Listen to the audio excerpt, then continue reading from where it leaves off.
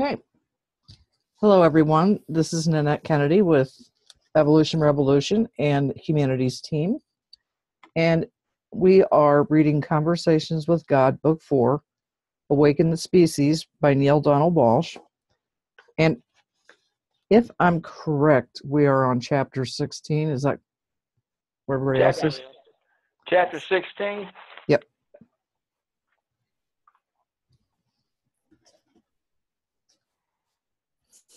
And we can get you recordings up to that point, John, if you're interested.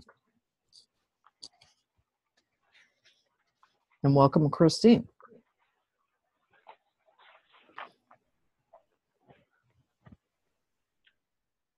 Am I on mute? No. Okay. Are you ready? No, I was just making sure everybody could hear me. Okay, let's go ahead and get started with chapter 16. All right. Thank you, Linda. So this is Neale speaking.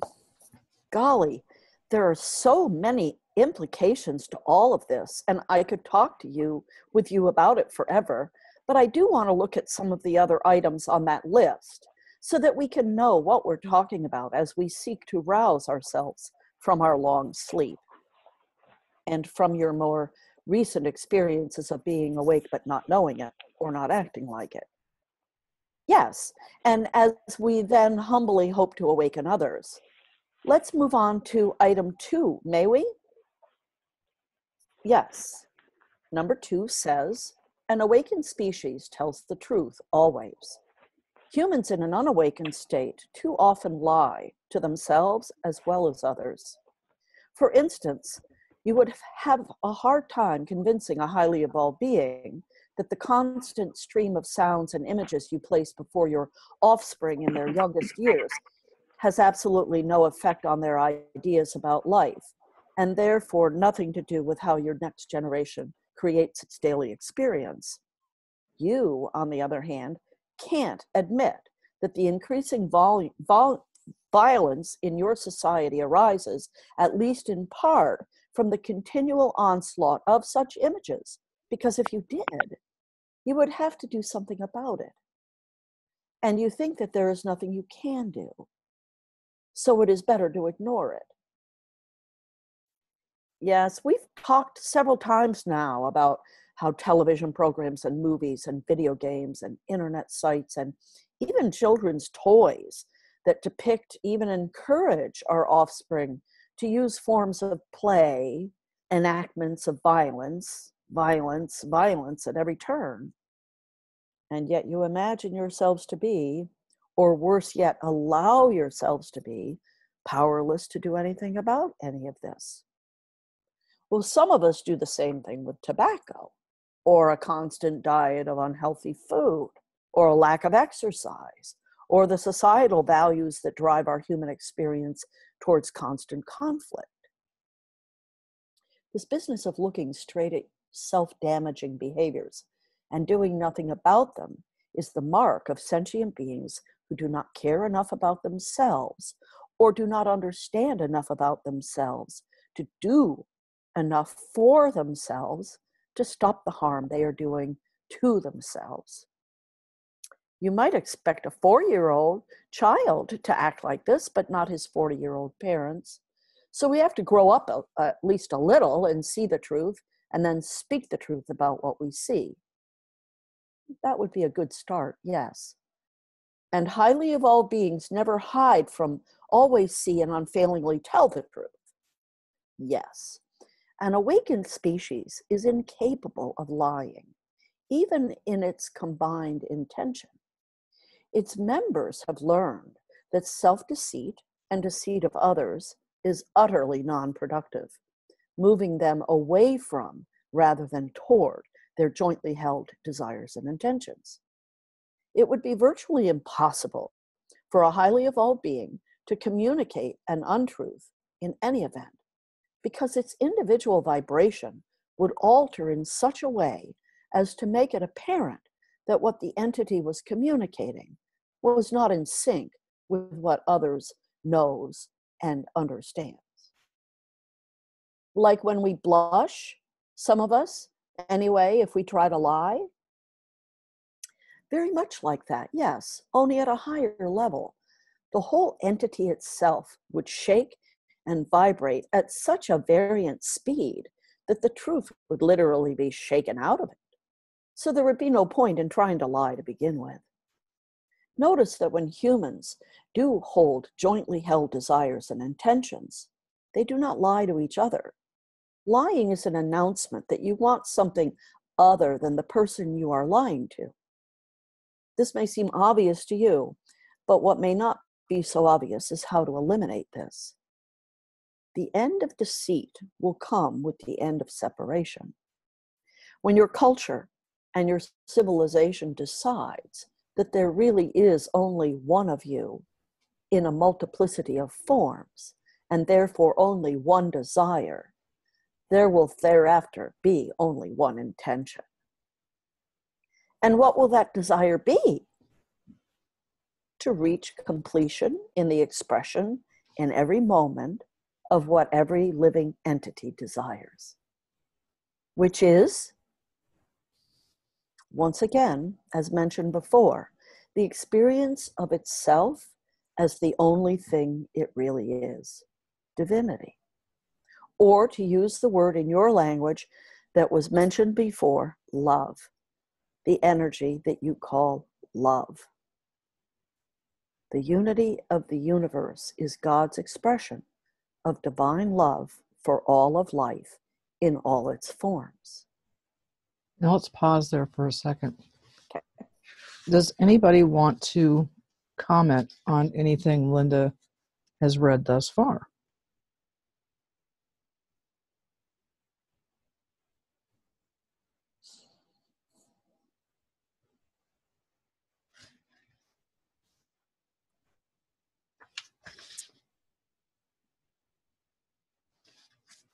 Nanette, I have a Yes. comment. It's not specifically about what we've just read. Sure.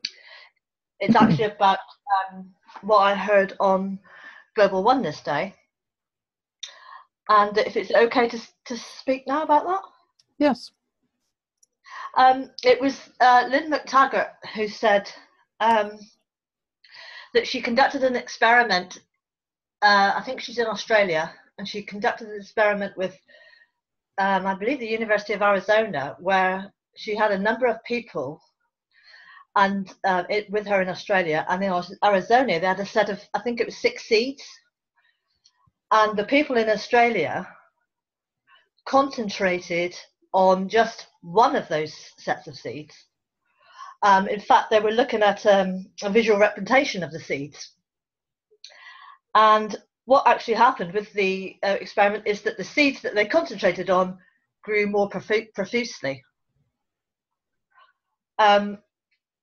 And I was just thinking, and she also spoke about the power of the small group. And we know the Margaret Mead quotation about never doubt that a small group of committed citizens can change the world. Indeed, it's the only thing that ever has.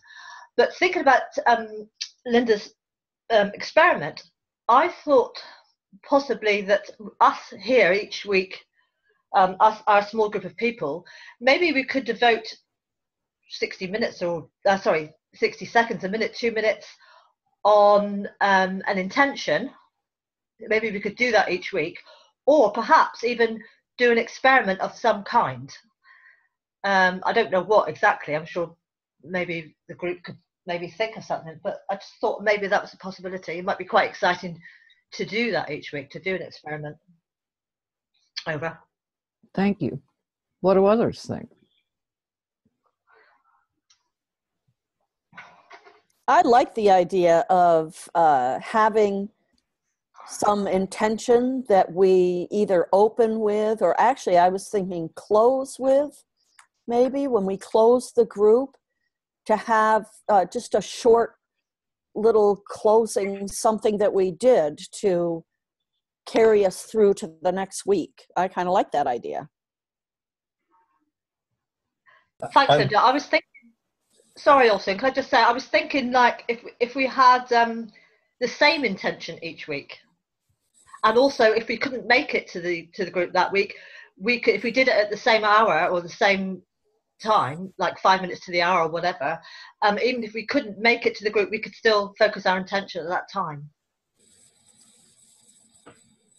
There's a Okay. number of different ways to approach this. Obviously, I think I've either heard or hearing in my own mind that if we could hold the intention, what it is we wish to co-create as a collective, if we could hold that intention throughout the week at our own, recognizance, then that, I think that would add to the strength and the thought form building and the results that would be on this earth if we held it throughout the week, however we decide to start it, and whether or not it's an individual intention each week or a different one each week.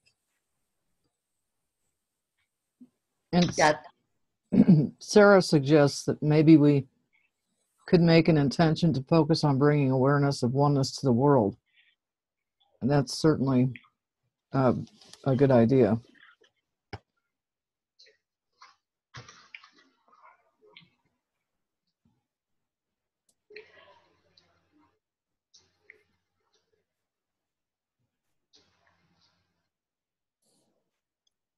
I like the idea, Sarah. Thank you. Mm-hmm. I do too. Okay. Anybody else? Well, I like it too.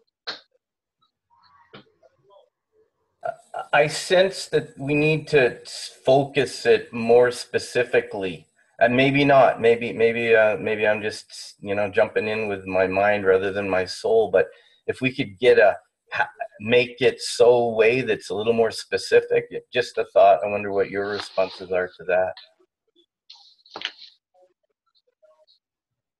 Yeah, I would say I certainly like Sarah's idea, but I also agree. Also, my thinking was sort of being more specific. So or something more tangible, something that's tangible, so that we can actually see the difference that it's making to validate what we're doing. Yeah, that was the idea, and I was thinking, because I don't know, and this video is our sessions here are recorded, and I assume that there are a lot of others that who don't join us on a Sunday, sort of watch throughout the week. And like you say, if it was more tangible, they would be able to see the results, and the results could then spread. They could then show that video to others, and it would then spread more easily. Don't ask me where exactly to find it in CWG, but I remember that CWG says even love expressed, even focus expressed on plants, going back to your original example, Angela, makes a huge difference. And I've been loving and even naming some plants at my place over the last few years, and their growth has been quite phenomenal. So yeah, this focus, this intention works individually, and it works even more powerfully collectively.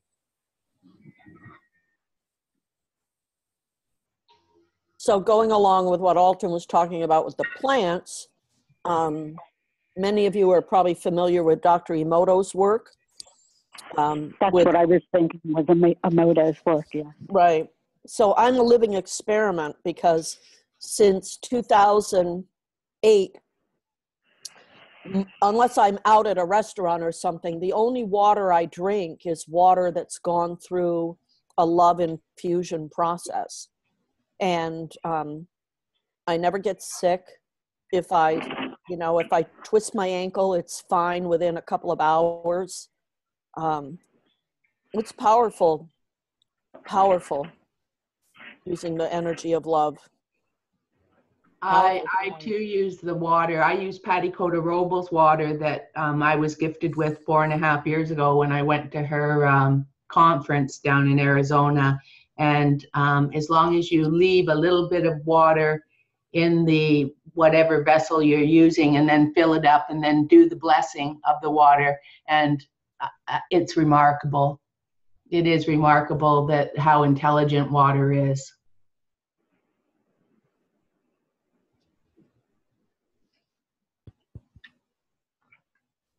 Well, I think we've all kind of decided it's a good idea. And We just have what? and when we get to the end of the hour, we'll stop a couple minutes earlier than we usually do. And maybe today will be a general focus, and we can have a week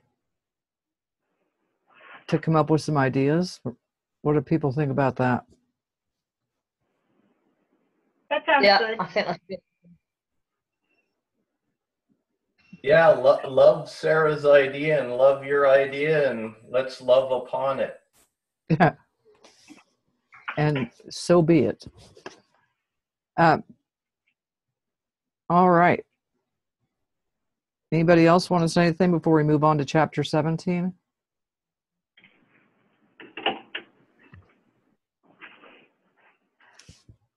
John, you're on mute.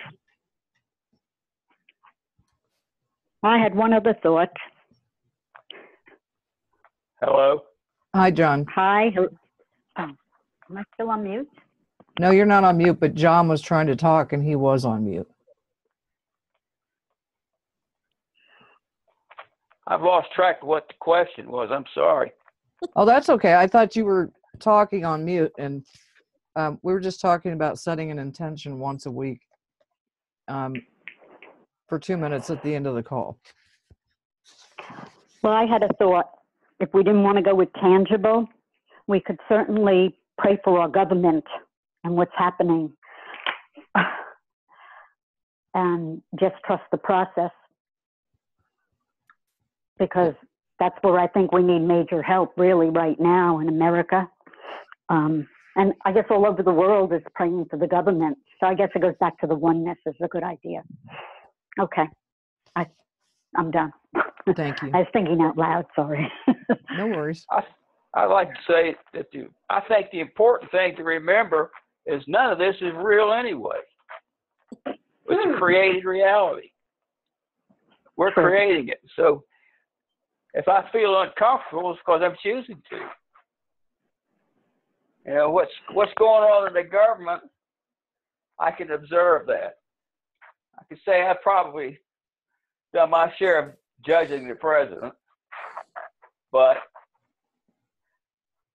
give him enough rope, he's going to hang himself. And it looks like he's heading in that direction. I'm not going to call it good or bad. It's just what is. We'll see what happens. Yes, and it was about 3 months ago, I think, that we prayed a couple of weeks in a row for Donald Trump. And I can't even remember. I'm sure most of the people that are on the call right now were on it. It was very powerful. So, all right. Anne, did you want to say something, add something before we go on to chapter 17?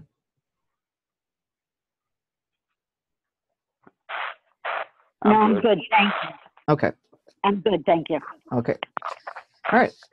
Let's move on to chapter 17.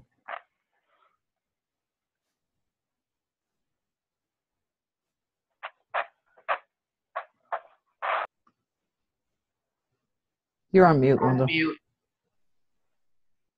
Okay. Let's start over. All right, this is Neil. I'd love to hear your commentary on item number 3. Number 3, an awakened species says one thing and will do what they say. Humans in an unawakened state often say one thing and do another. Human beings also do not always say what they think. For highly evolved beings not to communicate what they're holding in thought, which is different, by the way, than outright lying, would be seen as a behavior without benefit.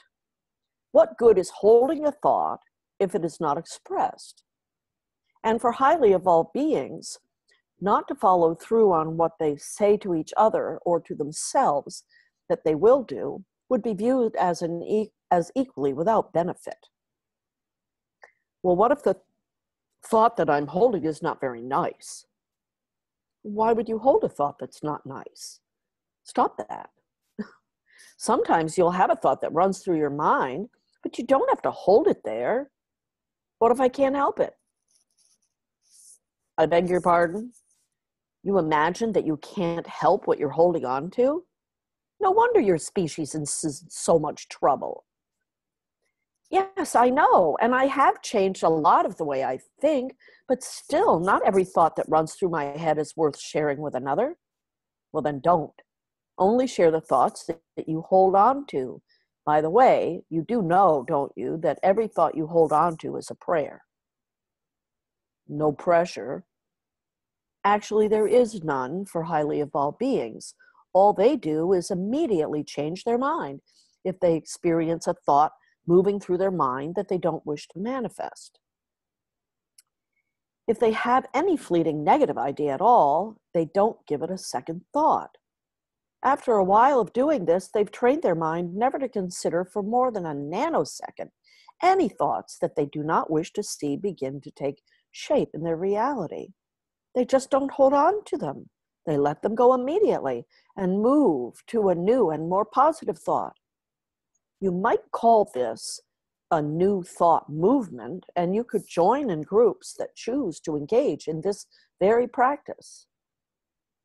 Yes, you've said that to me before, and I'll do so again, no doubt, if it serves the moment at hand. So keep new thoughts moving through your mind, if a passing thought is anything but positive. Then, when the thought you are holding is positive, yes, of course, feel free to share it with anyone it might concern or who might have a reason to be interested. As for saying one thing and doing what you say, let your word be your bond. And if you don't think you'll be likely or able to do what you're thinking of saying, then don't say it. If, on the other hand, you meant it when you said what you would do, but find later that you really can't because something has happened that has intervened, then go on to anyone and everyone to whom you said this thing and clear it up with them. Tell them the truth. Humbly and gently explain why you won't be able to do what you said. Tell the truth to everyone about everything. That's how highly evolved beings live. I'm seeing that these first few items are related at some level. For instance, item 4 ties right into this. Yes, item 4 says, an awakened species, having seen and acknowledged that it is so, will always do what works. Humans in an unawakened state often do the opposite. So this really feels like items 1, 2, and 3, only from a different angle. Can you give me an example of how item 4 relates to everyday life on Earth so that I can get closer to the impact of this on us? Certainly, because these first few items are related. You have already made a note of some of this, but let's bring it all together here. If your objective is to live a life of peace, joy, and love, violence does not work. This has already been demonstrated. If your objective is to live a life of good health and great longevity, consuming dead flesh daily, smoking known carcinogens continuously, and drinking gallons of nerve-deadening, brain-frying liquids like alcohol regularly does not work. This has already been demonstrated. If your objective is to raise offspring free of violence and rage, placing them in front of vivid descriptions or depictions of violence and rage during their most impressionable years does not work. This has already been demonstrated. If your objective is to care for Earth and wisely husband her resources, acting as if those resources are limitless, does not work. This has already been demonstrated. If your objective is to discover and cultivate a relationship with a loving deity so that religion can make a difference in the affairs of humans, then teaching of a God of righteousness, punishment, and terrible retribution does not work. This has already been demonstrated. Do you need any more examples? No, I get the picture. I like the way all of these tie together. I mean, one thing just naturally leads to another. It would be a lot easier for humans to stop saying one thing and do another if they fix the first tendencies, namely their tendency to see everything and everyone as separate, not unified. Then their tendency to not see what is so, but to ignore it. And finally, their tendency not to tell the truth to everyone about everything. Then they would drop their tendency described in item 3 to say one thing and do another, and could get on with implementing what works, having seen and been told the whole truth about what is so. Wonderfully put, wonderfully summarized. You're really stringing all of this together. Thanks for the clarity with which it's being articulated here, yes. So I really don't need item 4 explain any further. I get that Hebes from the other dimensions see and say what is so, and because they are hiding nothing and hiding from nothing, they do only what works to move forward their unified and identical agenda. Human beings will do the same thing when the species is fully awakened. It can also be one of their stepping stones for getting there. I'm so glad to hear that. That gives me some hope, assuming that this awakening is really going to happen. You can be among those to make it happen. That's what the third invitation is all about, and now humanity has the tools with which to create this awakening, and the will. Now you have nearly instant worldwide communication and a continually increasing portion of the total population that is self-selecting in their commitment to the process. As you put it earlier, you're just one decision away.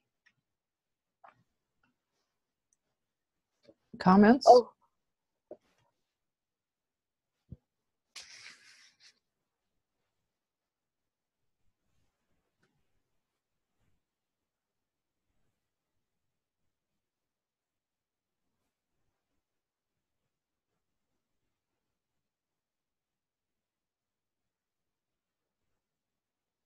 Go on. Yep. I think we'll go on to, let's see. Yep. Let's go move forward. Okay, chapter 18. Okay, so on to the items numbers 5, 6, and 7 then. These all relate to parts of the human cultural story that are fairly deeply ingrained in our societies everywhere on Earth. Okay, let's recap them.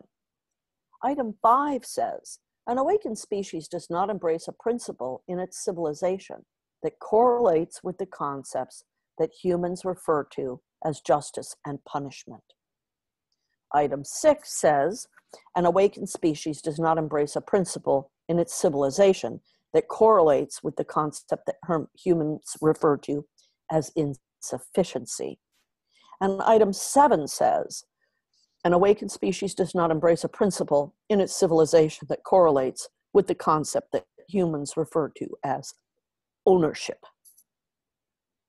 Well, those are some sweeping statements. How does any collective, even if it is a gathering or a grouping of highly evolved beings from another dimension, live without some code of conduct that regulates its behavior?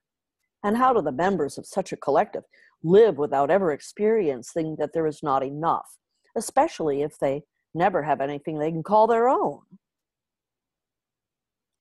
Let's look at the second part of that question first. There is always enough of anything you think you need to survive when you know that you can't not survive. In other words, when survival isn't the question, the idea of sufficiency or insufficiency ceases to have any significant meaning. The most important question in anyone's experience then is not whether they survive, but how. Guaranteed external existence results in sharing completely and fully all that exists with all who exist. And the mutual conserving of any element or item that might be in less than endless supply in any particular setting, situation, or circumstance in the realm of the physical. The result of this is that insufficiency is unheard of, as whatever in the physical environment may not be an endless supply is either easily done without or substituted for with the creation of an equally useful and beneficial replacement. Well, it's nice that there are places in the universe where nothing essentially ever runs out, but here on Earth, we're not that lucky. Actually, you are. There is no essential element that you need that you should run out of on your planet. Really? What about something as simple as water? As I mentioned earlier, a huge percentage of humans to this very day have no access to clean water. Yes, but that is not a problem of a lack of water, but a lack of will. There are not enough people among your species who care about making clean water available to those who have no immediate access to it. If there were, this would not be a problem. Well, you're right, of course. The World Resources Institute reports on its website that armed with the right information, countries facing extremely high stress can implement management and conservation strategies to secure their water supplies. Unfortunately, a country at the bottom of the economic scale may not have that capacity. So it would be up to other richer nations of the world to help make this happen. Yes, it's simply a matter of a civilization sharing. I assure you, there needs to be no place on Earth where people cannot have access to clean, pure water and whatever else is needed to make life work, if the people of Earth simply cared enough about each other. But it must be remembered that you, as you pointed out earlier, we're talking about a species that lets over 650 of its own children die of starvation every hour. Yes, we're a primitive species for sure. Our actions or lack of actions demonstrate that. Primitive or not, Earth's people shouldn't die from insufficient food, for goodness sake. Of all things on a planet where you will scrape off enough food from the plates of diners tonight in restaurants from Paris to Los Angeles to Tokyo than would be needed to feed a small village in some areas of your world for a week. No child needs to starve to death. I know. The U.S. Department of Agriculture estimates food waste in the United States alone to be about 30 to 40% of the food supply.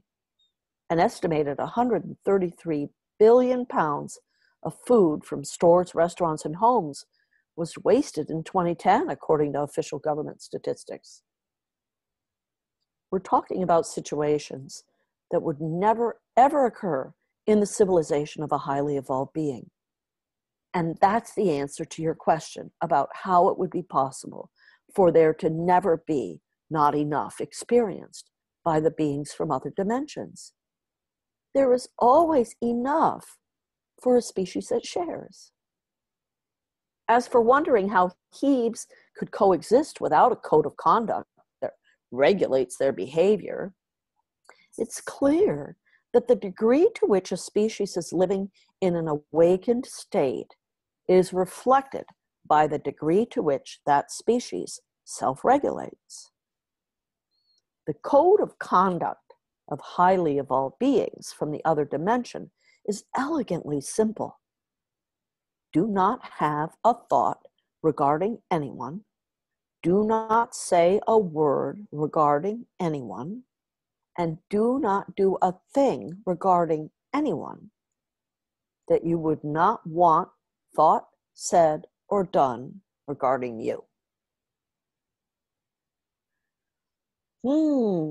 Here we go again. Seems like someone on Earth said that a very long time ago. Actually, every religion on your planet teaches some version of what you've called the Golden Rule.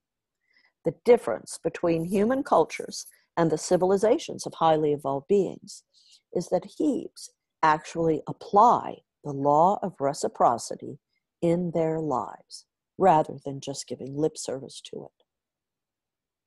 Yes, but what happens in those civilizations if or when someone does something to another that they would not like if they were done to them? What happens when someone commits, well, I'm sure you're going to tell me there's no such word in their language, but I'll say it here, crime. You're right. There's no such thing as crime and punishment in the culture of highly evolved beings from the other dimension.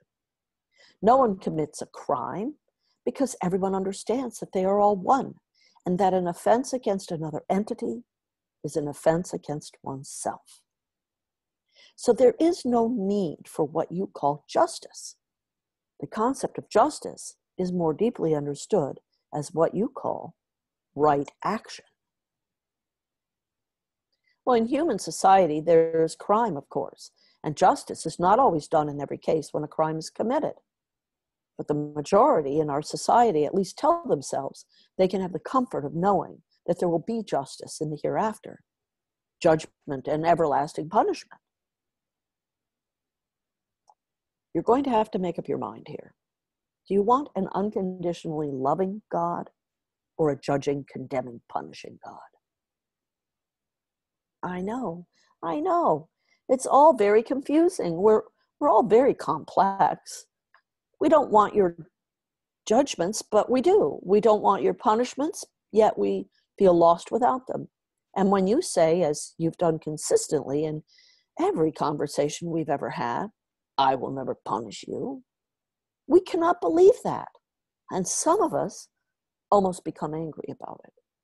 Because if you're not going to judge and punish us, what will keep us from walking the straight and narrow? What will keep us walking the straight and narrow? And if there's no justice in heaven, who will undo all the injustice on earth? Why are you counting on heaven to correct what you call injustice? Does not the freshening, cleansing rain fall from the heavens? Yes, and I tell you this, the rain falls on the just and the unjust alike. But what about vengeance is mine, saith the Lord? Oh, I never said that. One of you made that up, and the rest of you believed it. Justice is not something you experience after you act a certain way, but because you act a certain way. Justice is an act, not a punishment for an act. And an awakened species understands this. I see that problem in our societies that we seek justice after an injustice has occurred, rather than doing justice in every single case through the choices and actions of every single human being in the first place. Right on the head. You've hit the nail right on the head. Justice is an action, not a reaction.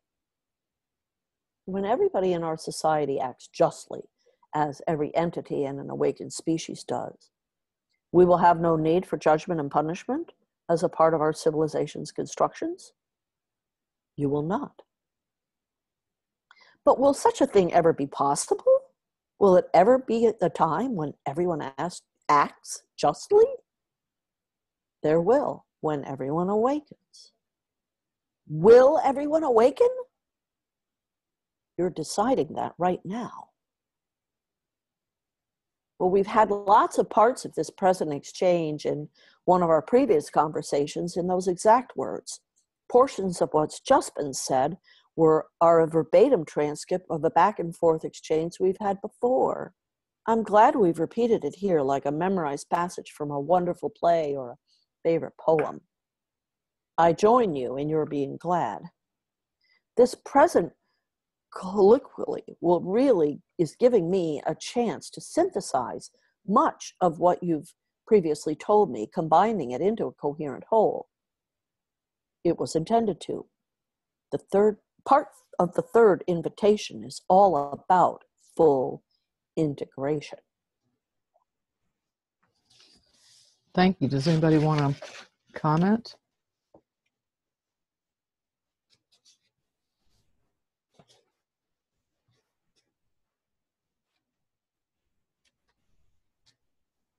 Now, I just had a thought while we were reading that, and it might sound a bit silly, but we're talking about a highly evolved species, and I wonder if anywhere in the universe there are species that are less evolved than we are. It was just a thought. I just thought I'd share it.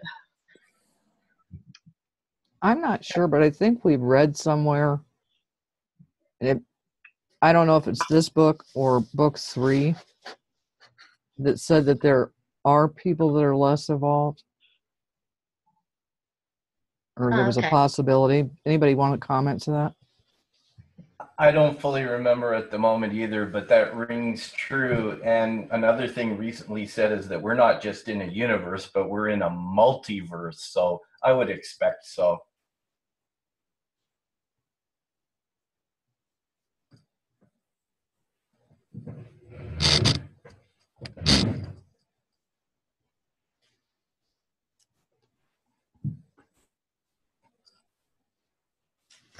Well, I would agree with that we're probably not at the bottom of the totem pole.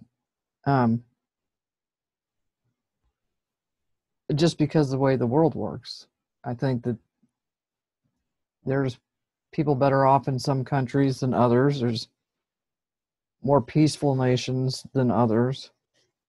So it would kind of stand to reason over. I think, Nanette, that the whole business is relative, and the way we are is bringing everyone else down. We're not exactly uplifting each other, and because we're all one, unless we make a conscious effort to uplift ourselves, we're sort of dragging others down.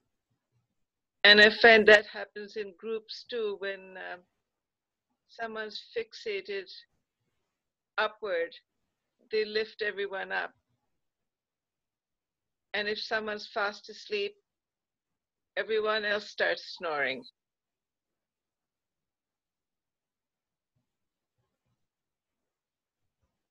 I agree. And Shabana, do you remember, this is at least a year ago now, when someone did fall asleep on the call and they were snoring really loudly?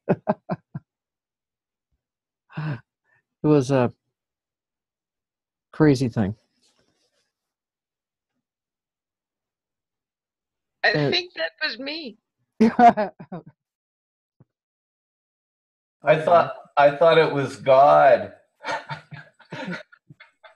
Saying, how many times do I have to say this stuff? Maybe they were just in deep meditation. Yep. You think? Could have been. Oh. And I know what you mean, Shabana, because there's people around us that do lift us up or lift a group up. I mean, one of the reasons we're reading this book is I would say, to help lift us up. And there's also those people around us that's like, go away. You know, it's like, and I'm not saying somebody has to be perfect, but there are certain people that we move towards, and there's certain other people that we move away from, over.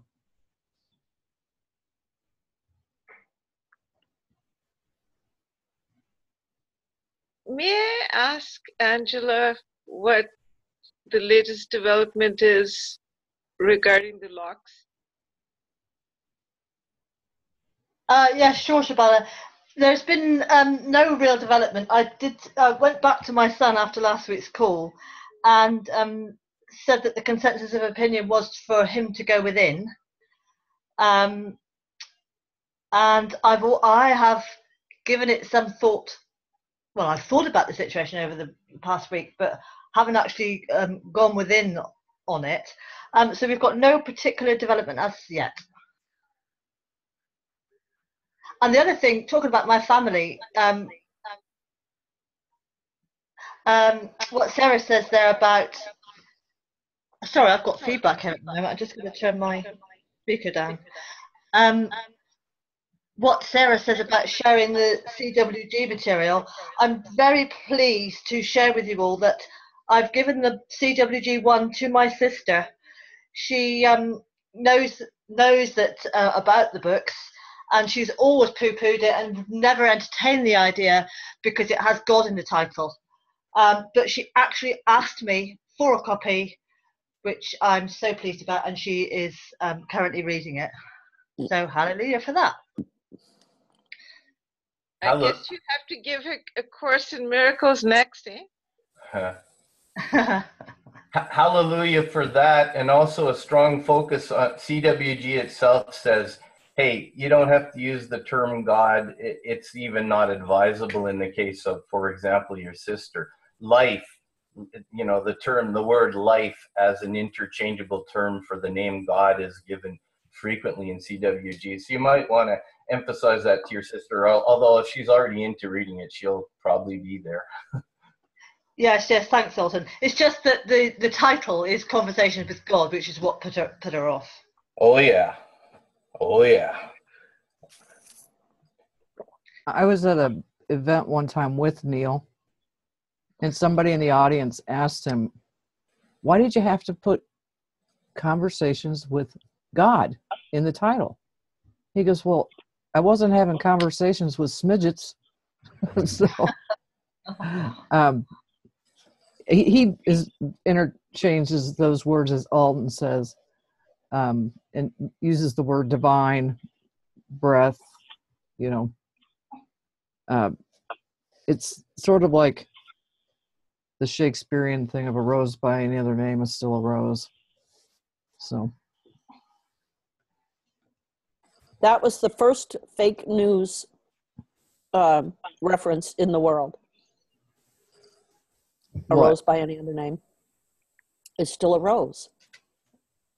See, you could call it whatever you want. That would be fake news because it's still a rose. I'm Okay. making a joke. No, I get it now. I was like, what? So they had fake news back when Shakespeare was alive. There you go. You know what? It occurred to me that a rose that has a rose is arisen. That's pretty good. Sorry, not sorry. Yeah, no, that's good.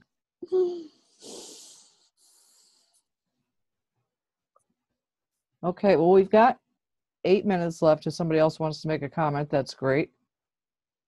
If not, I don't think we should start the next chapter.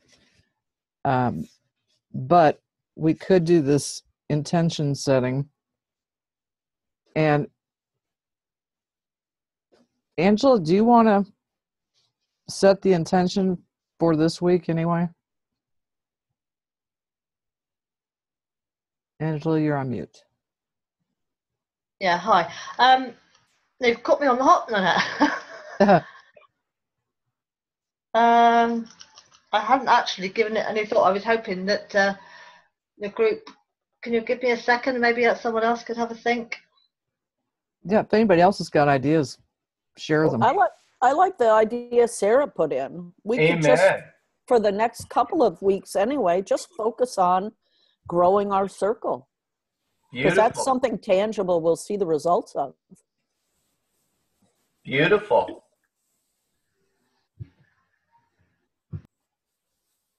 Yeah, that's very nice. It's a great idea. Okay. Alton's thumbs up. Thumbs up. I've read that's not a good thing in some societies around the world, so I hope it didn't offend anybody. Yeah. Not. Okay. Well, let's just go silent for 2 minutes and go within. And I'll wake everybody up here in 2 minutes.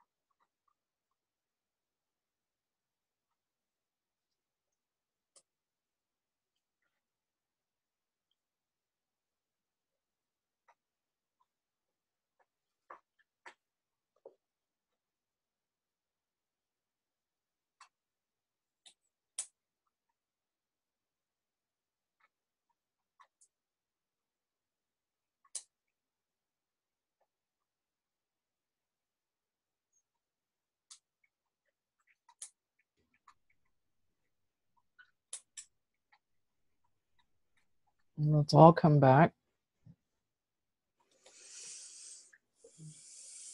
Let out a deep breath.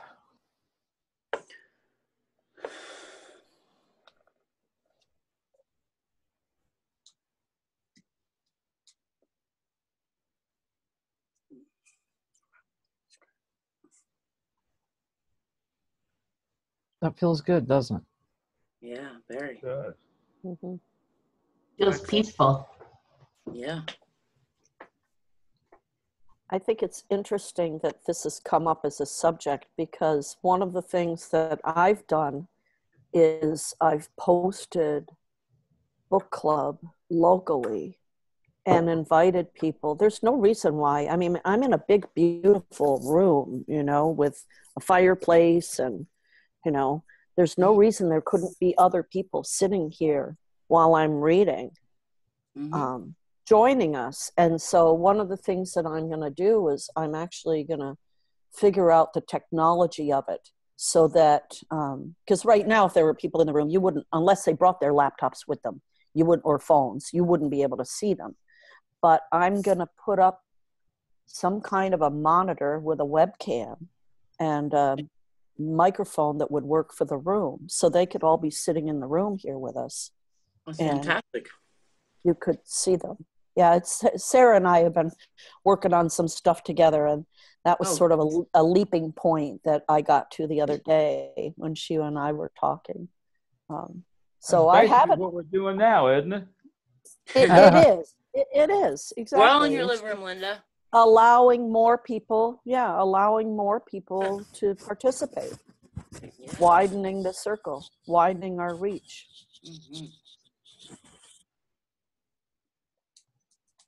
Yep, I like that idea. And when Evolution Revolution first started, we would gather, and this, you know her, Linda, and I can't think of her name. Her name is Linda Rosenthal Linker. Yeah. And she would have her whole living room full of people.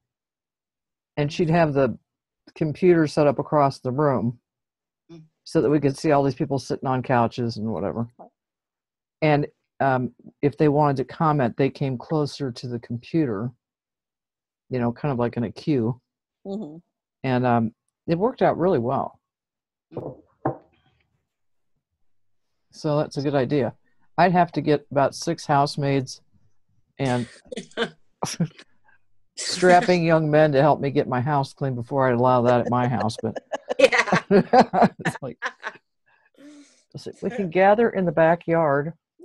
It's getting kind of cool for that. Yeah, it's getting kind of cool for that. All right, my friends. Anybody have any parting words? I'll miss you next week. We'll miss you. And I love you. Love and hugs, Linda. We'll see you I love you all. Yeah. All right. I mean, maybe there's a chance, but I would hate to commit that I could come because I'll be on vacation with family. So who knows? But I might show up. You never know. Have fun. Yep. Yeah, fun. Have fun. Where are you going? Iceland. Send that email. Whoa. Nice. Nice. That is nice. Beautiful. Awesome. Take lots of pictures. Yeah. I will. What'd you say, John? Said, do you send out emails for the meeting? I can. I had to go back into Facebook. My phone battery went dead. I had to go back into Facebook to find the link. Yeah. Yep. I don't know if I have your email address or not, John. Let me look real quickly. You want me to give it to you? Yep, I think that's the answer. Okay. John W. Travis. No spaces. John W. Travis At gmail.com. Gmail.com. Well, that was rather painless. Pardon? All right. I've got it. Okay. All right. Love everybody. Love you. Love you. Talk next week. Love Okay. Take care. Bye-bye. Bye-bye. Cheers. Cheers. Cheers. That was fun. That was good. Namaste. Namaste. See you, Sarah. Bye. Bye.